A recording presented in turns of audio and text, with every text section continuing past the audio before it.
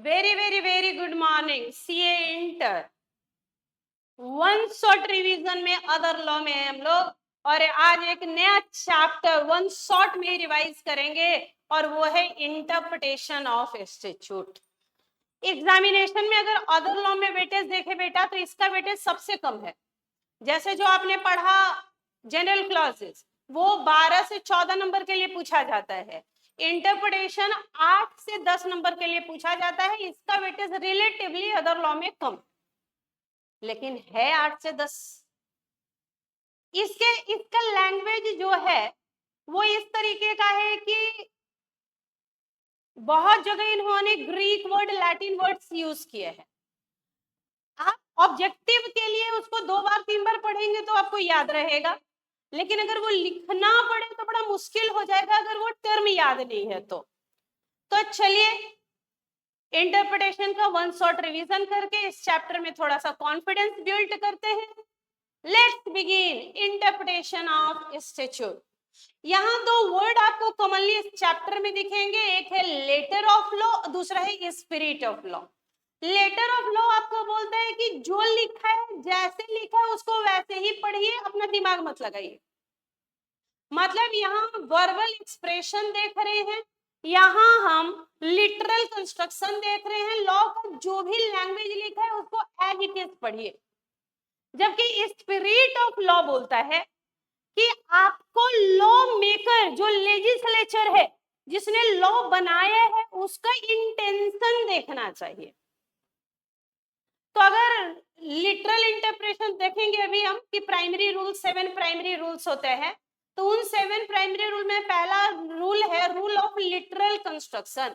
तो literal construction में हम लेटर ऑफ लॉ की बात बोलते हैं। जो लॉ का लैंग्वेज दिया है जैसा दिया है उसको एज इंटरप्रेट करें। जबकि बाकी जितने कंस्ट्रक्शन हैं, चाहे वो रीजनेबल हो, बेनिफिशियल हो, या आपका हिडन रूल हो, एक्सेप्शनल कंस्ट्रक्शन हो, इजुस्डेम जेनेरिस हो, ये सब आपसे बातें करते हैं कि आप स्पिरिट ऑफ लॉ देखिए, लॉ मेकर का इंटेंशन देखिए कि लॉ मेकर ने क्या सोच के उस समय ये लॉ बनाया था। आप उनके उन इंटेंशन को पढ़ें और लॉ को इंटरप्रेट करें। अब सवाल ये आता है कि आखिर इस चैप्टर की जरूरत क्यों पड़ी and what is interpretation of statute. आखिर भाई ये इंटरप्रेट करने की क्यों जरूरत है। आपने कहा कि फ्रॉम टाइम बिंग जजेस ने इंटरप्रेट किया लॉ को और उन्हीं को कोडिफाई करके, उन्हीं सारे रूल्स को कोडिफाई करके और एक चैप्टर बना दिया इन्होंने जिसका नाम रखा इंटरप्रिटेशन ऑफ स्टैट्यूट। यानी ये जो चैप्टर है जो आपके अदर लॉ में चैप्टर नंबर 14 दिया हुआ है उसकी जरूरत क्यों पड़ी, क्या होता है इंटरप्रिटेशन, व्हाई इंटरप्रिटेशन, क्यों करें इंटरप्रिटेशन, रीजन क्या है, क्यों इंटरप्रेट कर रहे हैं। बेटा जो लिखा है उसको ऐसे ही पढ़ लो, क्यों इंटरप्रेट करना पड़ रहा है, क्यों लॉ मेकर का इंटेंशन देखना पड़ रहा है, क्यों हमें स्पिरिट ऑफ लॉ देखना पड़ रहा है, क्यों, व्हाई इंटरप्रिटेशन। तो इसने कहा कि जो लैंग्वेज है लॉ का, language of law can not be drafted with mathematical precision. मतलब लॉ का जो लैंग्वेज है वो एग्जैक्टली ड्राफ्ट हुआ है जैसा लॉ मेकर ने बोला, ये जरूरी नहीं है। अब देखो जब मान लो बेटा कुछ बोल रहे हैं तो हम बोलते समय वर्बल तो बोल ही रहे हैं, साथ में फेशियल एक्सप्रेशन, जेस्चर, पोस्चर वो भी तो मीनिंग ऐड करते हैं मेरी बातों में। लेकिन जब लॉ को आपको लिखा हुआ कुछ मिले तो वहां क्या एक्सप्रेशन पता चलता है, वहां आपको पता चल रहा है कि जज साहब उसमें कैसा मुंह बना रहे हैं, बोलते समय कहाँ पे उनका पिच हाई है कहाँ लो है, कहाँ वो पाउस हो रहे हैं कहाँ फुल स्टॉप कॉमा लगा रहे हैं, कुछ पता चल रहा है क्या, बोल रहा है नहीं। तो इसलिए इसने कहा कि जो लैंग्वेज है लॉ का उसको मैथमेटिकल प्रिसीजन के साथ, एग्जैक्टनेस के साथ हम ड्रॉ नहीं कर सकते। और कभी कभी समटाइम्स लैंग्वेज जो है लॉ का वो ऑडी होता है बेटा। ऑडी मतलब ए मतलब होता है एम्बिग्यूअस, यू का मतलब होता है अनरीजनेबल और डी का मतलब है defeat the intention of law maker. तो जब लॉ का लैंग्वेज क्या हो जाए, ऑडी हो जाए, ऑडी मतलब एम्बिग्यूअस हो जाए, अनरीजनेबल हो जाए, डिफीट करने लगे इंटेंशन ऑफ लॉ मेकर, उस समय हमें इंटरप्रिटेशन की जरूरत पड़ती है। व्हाट इज इंटरप्रिटेशन, इंटरप्रिटेशन एक प्रोसेस है जो रियल मीनिंग बताता है स्टैट्यूट का और इंटेंशन बताता है लेजिस्लेचर का।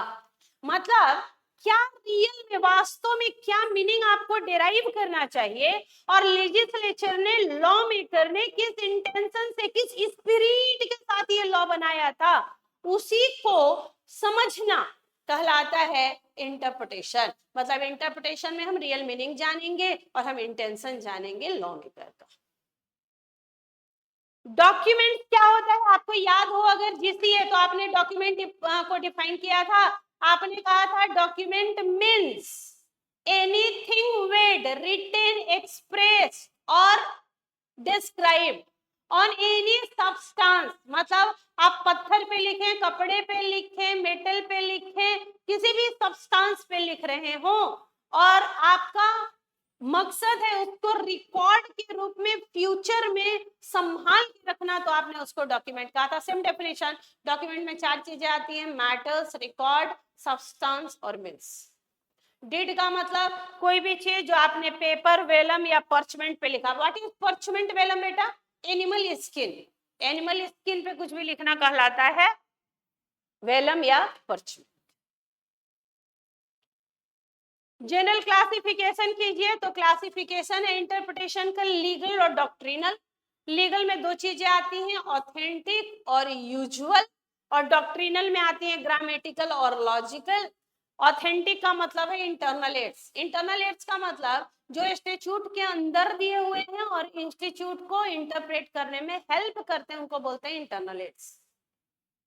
यूजुअल क्या है? एक्सटर्नल एड्स, जो हम यूजुअली यूज करते हैं, जो इंस्टीट्यूट में नहीं है, बाहर में है और वो मदद करेंगे इंटरप्रिटेशन में। डॉक्ट्रिनल 2 चीजें होती हैं, पहला ग्रामेटिकल। ग्रामेटिकल का मतलब लेटर ऑफ लॉ। हमेशा हम सबसे पहले लेटर ऑफ लॉ को प्रेफरेंस देंगे, जो लॉ में लिखा है उसको वैसे ही पढ़ेंगे।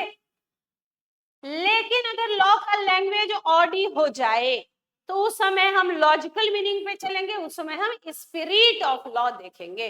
तो सारे बच्चे 1 मिनट का समय लीजिए और जनरल क्लासिफिकेशन एक बार याद कीजिए, बोल बोल के, लाउड हो।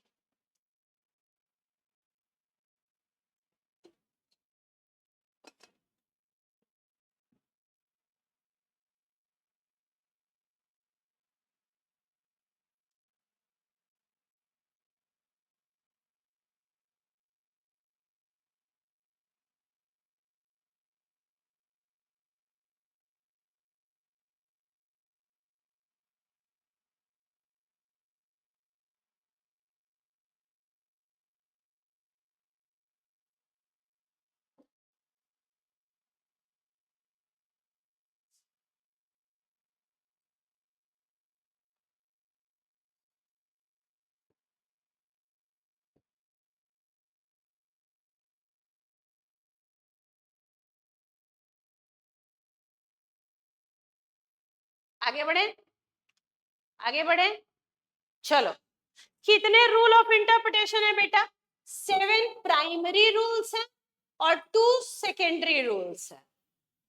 8 जो टूल्स हैं जो मदद करेंगे वो इंटरनल 10 है और एक्सटर्नल पहले 7 हुआ करते थे। अभी इंस्टीट्यूट ने केस लॉ को यहाँ से हटा दिया और अब केवल 6 हो गए। अब 7 एक्सटर्नल रूल्स नहीं है। अब कितने हैं? अब 7 एक्सटर्नल एड्स नहीं रहे।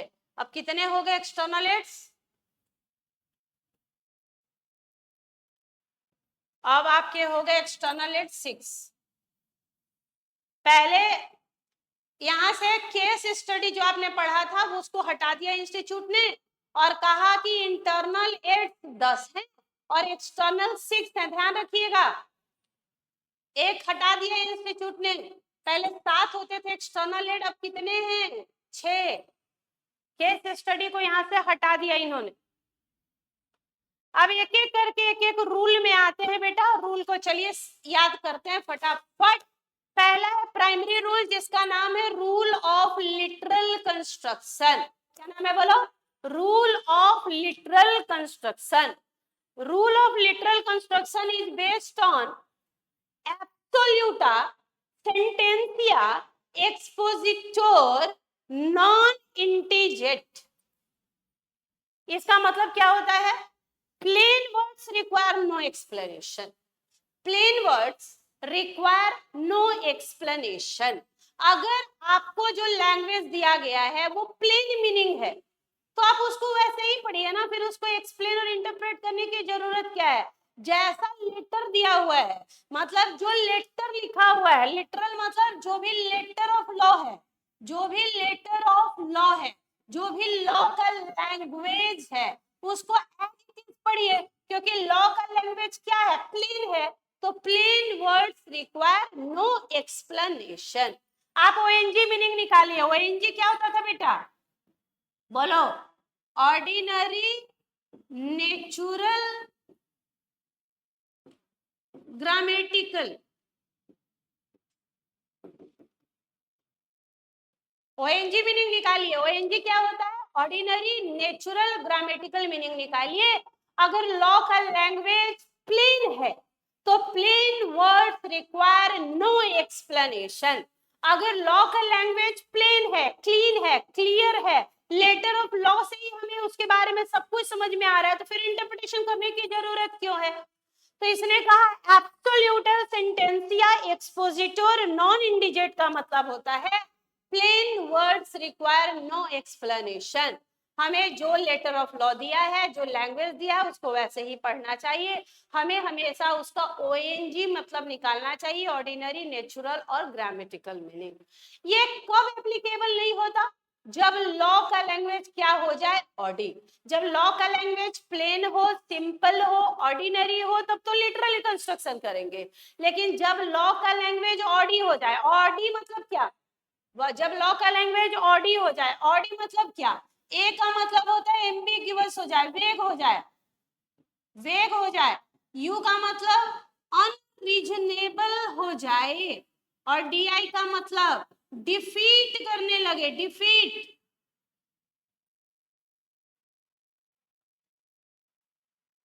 डिफीट करने लगे इंटेंशन को, इंटेंशन ऑफ लॉ मेकर। जब लॉ का लैंग्वेज ऑडी हो जाए, एम्बिग्युअस हो जाए, वेग हो जाए, अनरीजनेबल हो जाए, डिफीट करने लगे इंटेंशन लॉ मेकर का, उस समय लिटरल कंस्ट्रक्शन काम नहीं करता। तो ये था पहला नियम, रूल ऑफ लिटरल कंस्ट्रक्शन। अब आते हैं दूसरे रूल में जिसका नाम है रीजनेबल कंस्ट्रक्शन। अब यहाँ से जितने भी रूल हैं सब में स्पिरिट ऑफ लॉ लगेगा, मतलब हमें लॉ मेकर का इंटेंशन देखना पड़ेगा। लॉ ऑफ रीजनेबल कंस्ट्रक्शन क्या बोल रहा है? लॉ ऑफ रीजनेबल कंस्ट्रक्शन, अट्रस मैजिस वैलिएट क्वाम पीरियड। अट्रस मैजिस वैलिएट क्वाम पीरियड मतलब it is better for a thing to have effect than to be made void. आप किसी चीज को ऐसे बेकार कर दे, वॉइड कर दे, उससे तो अच्छा है उसका कोई लॉजिकल या रीजनेबल मीनिंग निकालिए। ये गोल्डन रूल है। When language of law is odd, जिस समय लॉ का लैंग्वेज ऑडी हो जाए, मतलब एम्बिग्युअस, अनरीजनेबल, डिफीट करने लगे इंटेंशन ऑफ लॉ मेकर, वहां हम रूल ऑफ रीजनेबल कंस्ट्रक्शन लगाएंगे। एक आपको केस लॉ याद है, स्मिथ वर्सेस द ह्यूजेस का। क्या हुआ था इसमें बेटा? स्ट्रीट ऑफेंसेस एक्ट हुआ करता था। स्ट्रीट ऑफेंस एक्ट में बोला गया कि जो प्रोस्टिट्यूट हैं वो सड़क पे खड़ी होकर जो लोग आ रहे हैं, जा रहे हैं, पब्लिक है, उनको बहला रहे हैं, फुसला रहे हैं, सोलिसिट कर रहे हैं, जिससे लोगों को डिस्टरबेंस हो रहा है, तो उनको बोला गया कि आप ऐसे सड़क पे खड़े होकर और इस तरीके से नहीं कर सकते। उन्होंने क्या किया भाई? वो प्रोस्टिट्यूट अपना धंधा चलाना है, उन्होंने क्या किया कि अपने घर में उन्होंने अपने घर के बालकनी में खड़े होके, खिड़की में खड़े होके आते जाते लोगों को बुलाना शुरू किया। तो यहाँ लॉ के इंटेंशन को देखा गया और बोला भाई सुनो, अगर तुम अपने वहीं पे सड़क के किनारे घर बना लियो, बालकनी से लोगों को बुला रहे हो, तो बात तो वही हुआ, तो इसको हम स्ट्रीट ऑफेंस में स्ट्रीट ऑफेंस मानेंगे। अगर आप अपने घर के बालकनी से, छत से, खिड़की से भी बुला रहे हैं तो इसको हम स्ट्रीट ऑफेंस में ऑफेंस मानेंगे। दूसरा, अगर आपको याद हो तो शैलेंद्र हरिलाल शाह वर्सेस मातुश्री टेक्सटाइल का केस हुआ था बेटा, जिसमें लेस देन 21 डेज का नोटिस भेजा गया था शेयर होल्डर को, उसमें एक शेयर होल्डर जिसको कोई नुकसान नहीं हुआ वो फालतू का केस किया कंपनी के ऊपर कि कंपनी ने हमें शॉर्टर नोटिस भेजा। भाई तुमको नुकसान क्या हुआ? शॉर्ट 21 दिन का क्लियर नोटिस भेजना चाहिए, लेटर ऑफ लॉ है, लेकिन उसका इंटेंशन क्या है कि टाइम उनको प्रिपरेशन के लिए मीटिंग में आने के लिए सफिशिएंट टाइम मिल पाए और वो अच्छे से मीटिंग में आ पाए, यही तो मकसद है। लेकिन अगर मान लो आपको 2 दिन शॉर्ट नोटिस चला गया, इंस्टेड ऑफ 21 डेज 19 डेज का नोटिस गया, फिर भी तो आप मीटिंग में आए, बाकी शेयर होल्डर आए, मेजोरिटी आया, मीटिंग में जो होना था सब्जेक्ट मैटर वो डील हुआ, तो भाई आपके पेट में दर्द क्यों हो रहा है? आपको कोई तकलीफ हुई है क्या?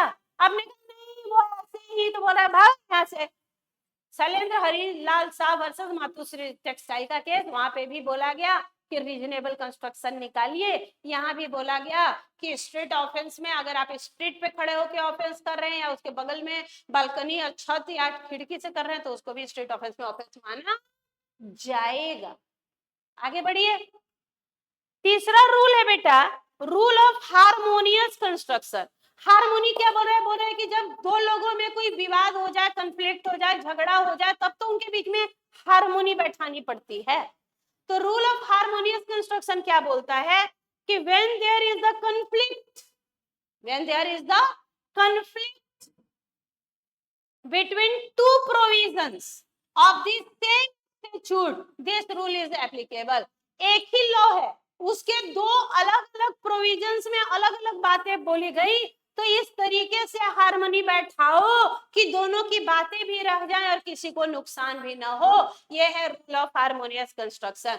अगर आपको याद हो तो जब हम इन्वेस्टमेंट करते हैं, लोन करते हैं, तो सेक्शन 179 बोलता है कि आपको BR इन BM पास करना जरूरी है। क्या करना जरूरी है? बोर्ड रेजोल्यूशन पास करना जरूरी है बोर्ड मीटिंग में। वही सेक्शन 186 बोलता है कि आपको UBR पास करना जरूरी है, यूनेनिमस बोर्ड रेजोल्यूशन। अब इन दोनों में एक ही दोनों कंपनीज एक्ट है, एक ही स्टैट्यूट है, सेम स्टैट्यूट है, और दो अलग अलग सेक्शन अलग अलग बातें बोलते हैं। अब इन दोनों में हार्मनी बैठा तो हम क्या बोलेंगे कि UBR पास होना चाहिए इन बोर्ड मीटिंग। हो गया, UBR होगा तो उसमें BR भी तो आ जाएगा। BR क्या है? ऑर्डिनरी है, 50% से ज्यादा।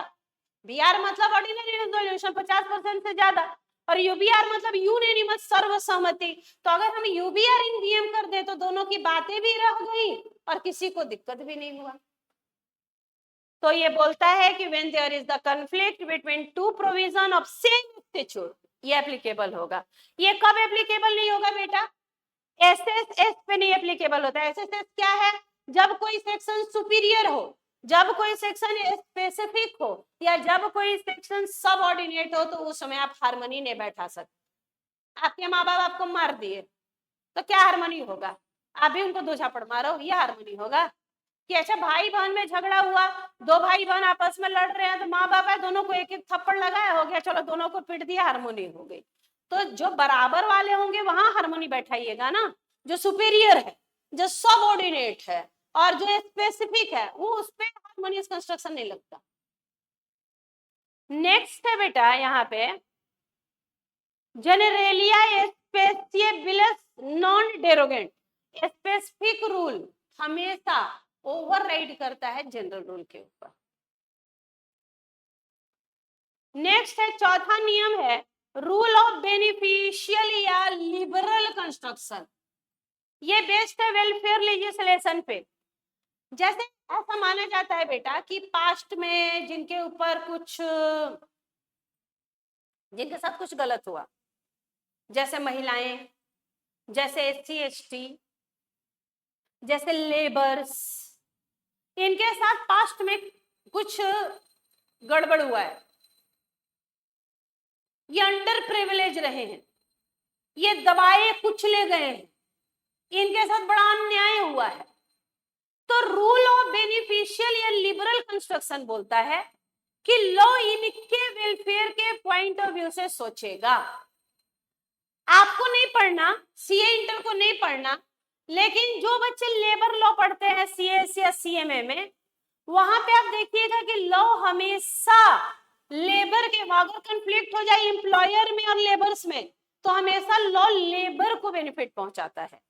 मैटरनिटी बेनिफिट में बोला गया कि महिलाओं को प्रेगनेंसी में 6 मंथ की छुट्टी अलाउड है विथ लीव, मतलब पेड लीव, मतलब वो छुट्टी पे लेकिन उसको पैसा मिलेगा 6 मंथ का।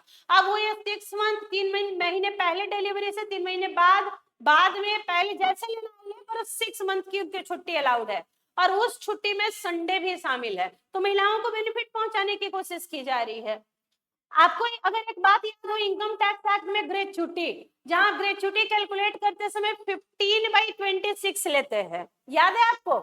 इसलिए वहां हमको 15/30 लेना चाहिए था लेटर के अनुसार, लेकिन स्पिरिट ने कहा कि भाई देखो 4 दिन की छुट्टी होती है तो आप ग्रेच्युटी कैलकुलेट कीजिए 15/26। यही रीजन था कि ग्रेच्युटी एक्ट में 15/26 हम लोग लेते हैं बेटा कैलकुलेट करने में ग्रेच्युटी का अमाउंट। तो रूल ऑफ बेनिफिशियल कंस्ट्रक्शन बोलता है कि यहाँ पे हमेशा हम वेलफेयर के बारे में सोचेंगे, उनके जो अंडर प्रिविलेज हैं, दबे कुचले गए हैं। नेक्स्ट रूल में आगे बढ़ते हैं। नेक्स्ट रूल का नाम है मिसचिफ रूल। मिसचिफ रूल को हिडन रूल्स या रूल्स ऑफ परपोसिव कंस्ट्रक्शन भी बोलते हैं। मिसचिफ रूल को हिडन रूल या रूल ऑफ परपोसिव कंस्ट्रक्शन भी बोलते हैं।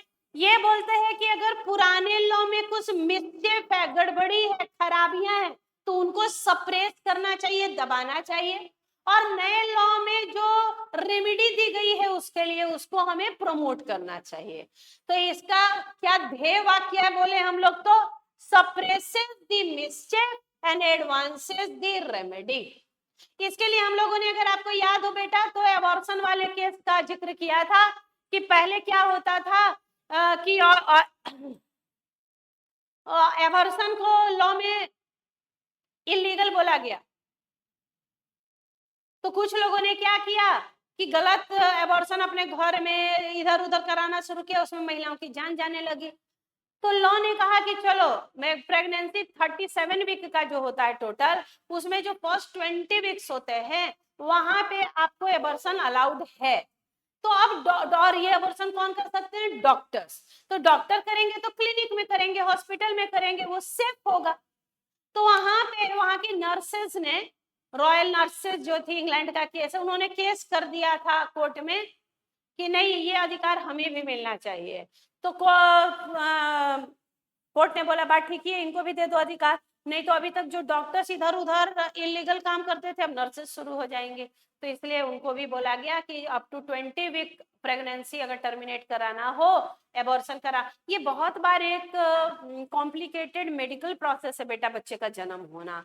तो वहां पे क्या होता है कि बहुत बार हार्मोनल इम्बैलेंस वगैरह के कारण बच्चे का ग्रोथ वगैरह नहीं होता, तो उस समय डॉक्टर आपको बोलते हैं कि एबॉर्शन कराइए, नहीं कराने पे माँ की जान जा सकती है। तो उस समय तो ये एक इम्पॉर्टेंट सर्जिकल प्रोसेस हो गया। तो इसके लिए बोला गया कि ठीक है, डॉक्टर्स तो अलाउड है ही, नर्सेस को भी अलाउड करते हैं। तो ये खराब क्या था, यही मिसचेफ था कि एबॉर्शन अलाउड नहीं था, तो उसको सप्रेस किया गया और नए एक्ट में बोला कि डॉक्टर और सिस्टर अप टू 20 वीक्स का प्रेगनेंसी है तो एबॉर्शन कर सकते हैं।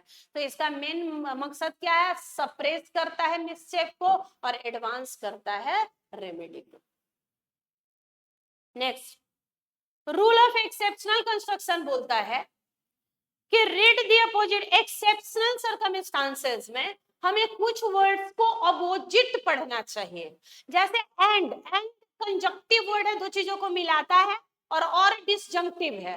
कहीं कहीं हमें एंड को और या और को एंड पढ़ना चाहिए। सेल एक कंपलसरी मैंडेटरी वर्ड है जबकि मे ऑप्शनल है, तो कहीं कहीं हमें सेल को मे और मे को सेल पढ़ना चाहिए। अगर आपको याद हो तो सेक्शन 3 कंपनीज एक्ट का बोलता है कि a company may be formed for lawful process. तो यहाँ मे होना चाहिए कि सेल। उसी तरीके से अगर आपको गवर्नमेंट कंपनी का डेफिनेशन याद हो बेटा, तो आपने कहा था government company means a company in which not less than 51% paid up share capital is held by government। Government का मतलब CGSG या कॉम्बिनेशन हो सकता है। Subsidiary of a government company is also a government company। अब यहाँ मुझे बताओ एंड होना चाहिए कि और तो एक्सेप्शनल सर्कमस्टांसेस में हम एंड को और पढ़ेंगे, और को एंड पढ़ेंगे, सेल को में पढ़ेंगे, में को सेल पढ़ेंगे। अब यहाँ पे हम लोगों ने एक हिंदू लॉ का एग्जाम्पल लिया था, याद है बेटा आपको? गुल्ली पुलिस सावरिया, गुल्ली पुलिस सावरिया वर्सेस बंदारू, याद है आपको?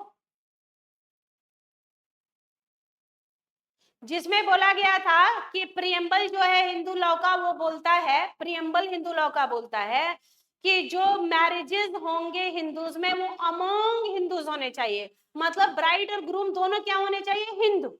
जबकि सेक्शन 5 बोलता है कि मैरिज में भी सोलमनाइज्ड, तो मे का मतलब है कि भाई एक हिंदू और एक दूसरा भी हो सकता है, तो ऐसा नहीं होगा। जो प्रियम्बल बोल रहा है वही मान्य होगा, दोनों पार्टी हिंदू होने चाहिए। नेक्स्ट है रूल ऑफ इजुस्डेम जेनरेस, रूल ऑफ इजुस्डेम जेनरेस। इजुस्डेम जेनरेस से पहले इसको आप एक बार रीड करें, कुछ याद आया क्या? नहीं याद आया तो हम याद कराते हैं, 1 मिनट में इसको एक बार रीड करें।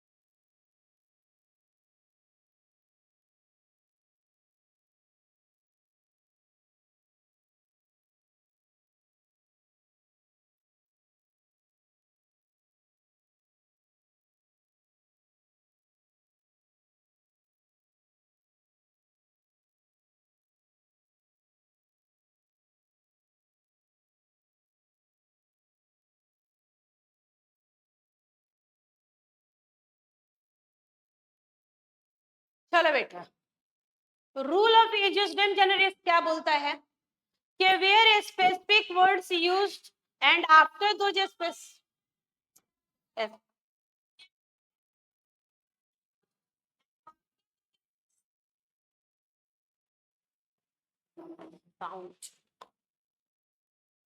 चलो बेटा, where specific words are used and after those specific words some general words are used, the general words would take their color from a specific words used earlier।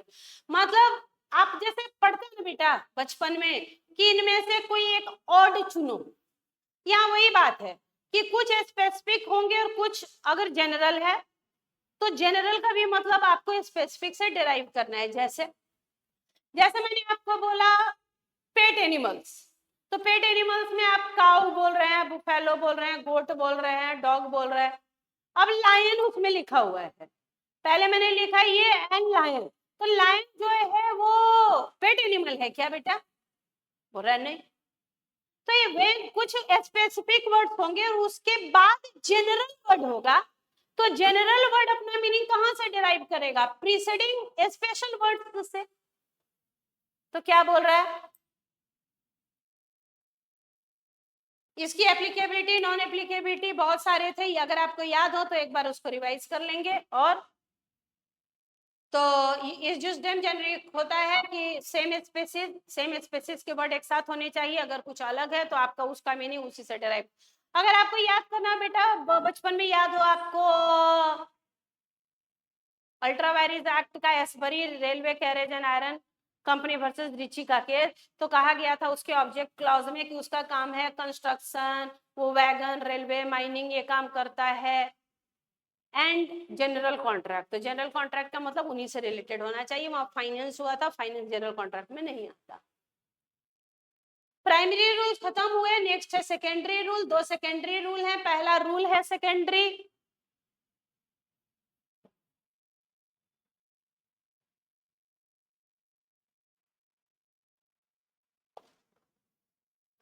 पहला सेकेंडरी रूल में पहला नियम है doctrine of नॉसिचर और सॉसिस। Doctrine of नॉसिचर और सॉसिस मतलब when a specific words of same category imply same sense या common sense, then all the associated words should be interpreted in that same sense। यहाँ पे अगर आपको एक याद हो तो हम लोगों ने एक एग्जाम्पल लिया था। क्या एग्जाम्पल लिया था बेटा? हम लोगों ने एक एग्जाम्पल लिया था कि manufacturing beverages including fruit juice, bottle water,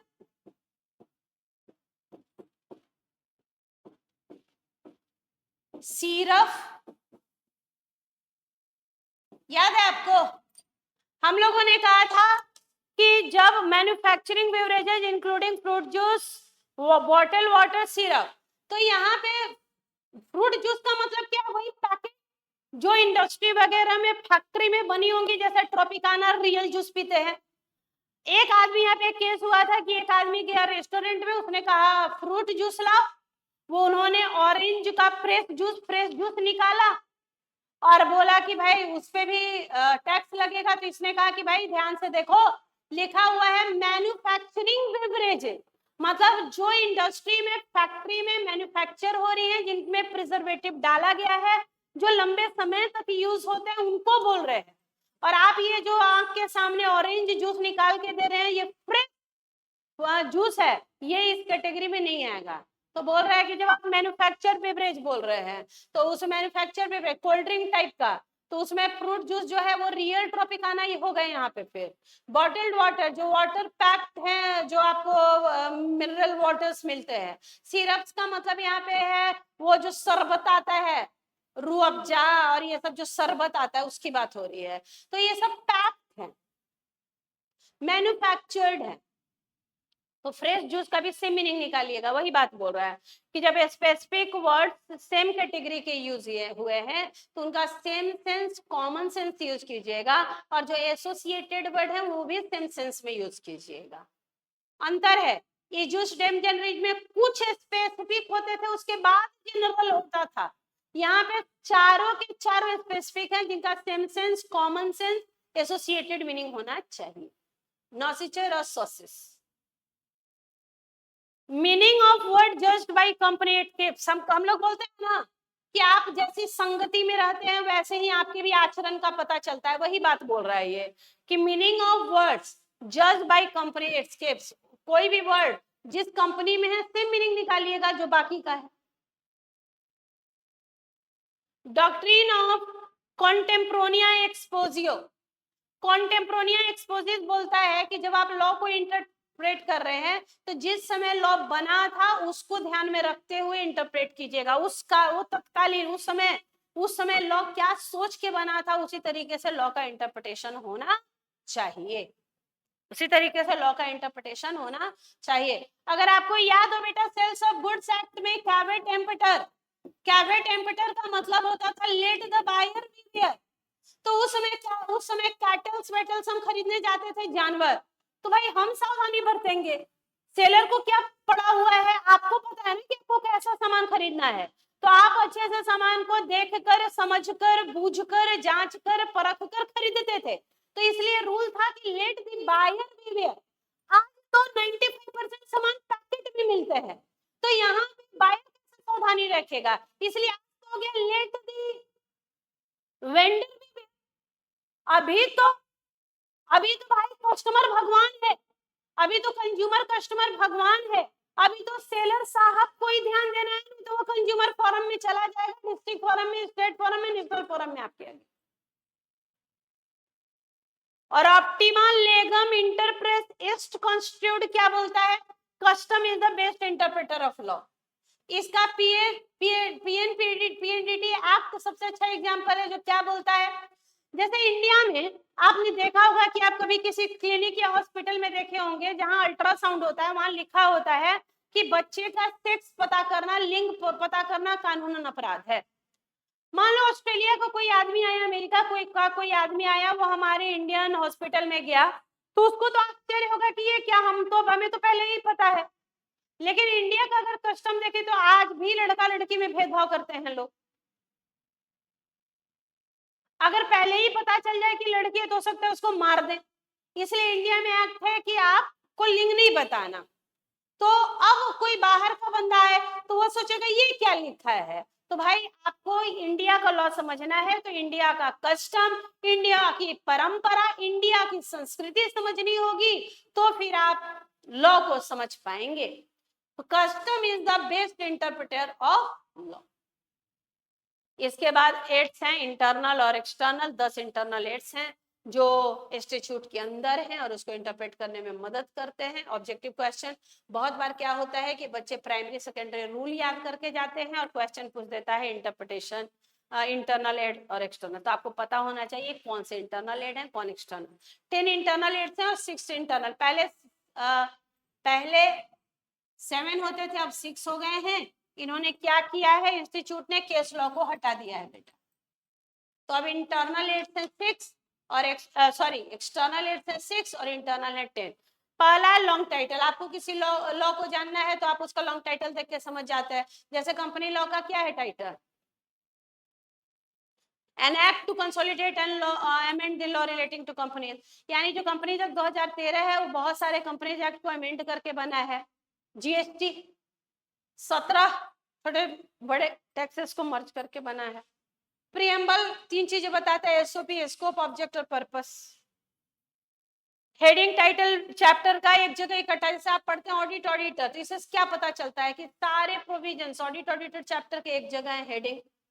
marginal note, ये तो बेटा केवल इंडियन कॉन्स्टिट्यूशन को इंटरप्रेट करने के लिए यूज किया जाता है मार्जिनल नोट।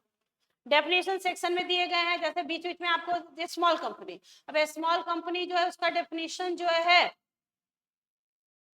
वहीं दे दिया गया। इलस्ट्रेशन, अब तो इलस्ट्रेशन कम मिलते हैं आफ्टर इंडिपेंडेंस, उससे पहले अगर आप इंडियन कॉन्ट्रैक्ट देख लीजिए तो बहुत इलस्ट्रेशन से भरा है। एक्सप्लेनेशन, क्लेरिफिकेशन है, जैसे अगर लॉ में यूज हो रहा है नेशनल हॉलिडे तो फिर ये क्लेरिफाई करते हैं कि नेशनल हॉलिडे मतलब only those holidays which are declared by CG not by LG. Proviso, exceptions, schedule भी बीच बीच में दिए रहते हैं। अगर आप देखें, जैसे आप पढ़ रहे थे सेक्शन 135 सीएसआर, तो शेड्यूल 7 वहां था जिसमें बताया था उन्होंने कि ये एक्टिविटी सीएसआर एक्टिविटी मानी जाएगी। Read the statute as the whole, statute को एज अ होल पढ़ेंगे, पार्ट पार्ट में नहीं पढ़ना। और एक्सटर्नल एड्स क्या है, हिस्टोरिकल सेटिंग, पहले देखिए उसका बैकग्राउंड क्या थी, हिस्ट्री। कंसोलिडेटिंग स्टैट्यूट, किनको मर्ज करके बनाया गया, पहले लॉ क्या था। यूसेज, मिलता जुलता जो एक्ट है, जैसे अगर हमें इंडियन लॉ में कुछ देखना है इंडियन कंपनीज एक्ट में, तो हम यूके का कंपनीज एक्ट भी देखते हैं कि वहां क्या बोला। जैसे कि वहां बोला गया कि डायरेक्टर जो है वो कोई हो सकता है, इंडिया में बोला गया कि डायरेक्टर इंडिविजुअल होना चाहिए, तो वहां देखते हैं कि वहां क्या बोला। केस लॉ हट गया इंडियन और फॉरेन। इंडियन लॉ की स्टडी हट गई, फॉरेन डिसीजंस का यूज करेंगे। जैसे बहुत सारे आप फॉरेन डिसीजन का यूज करते हैं बचपन से ही, Salomon versus Salomon, Carlill versus Carlill, foreign law. Dictionary definitions, law की डिक्शनरी होती है जहां डेफिनेशंस दिए हैं। तो कौन कौन इंटरनल एड है, क्या एक्सटर्नल एड है, एक बार नाम याद करेंगे। 7 प्राइमरी रूल, 2 सेकेंडरी रूल याद करेंगे। एक बार चैप्टर को क्विक रिवीजन करेंगे और आपका इंटरप्रिटेशन ऑफ स्टैट्यूट कंप्लीट हुआ 8 से 10 नंबर के लिए 1 शॉट में। Thank you very much. लगे रहें, स्वस्थ रहें, व्यस्त रहें, मस्त रहें। चलिए, good day, bye bye, thank you.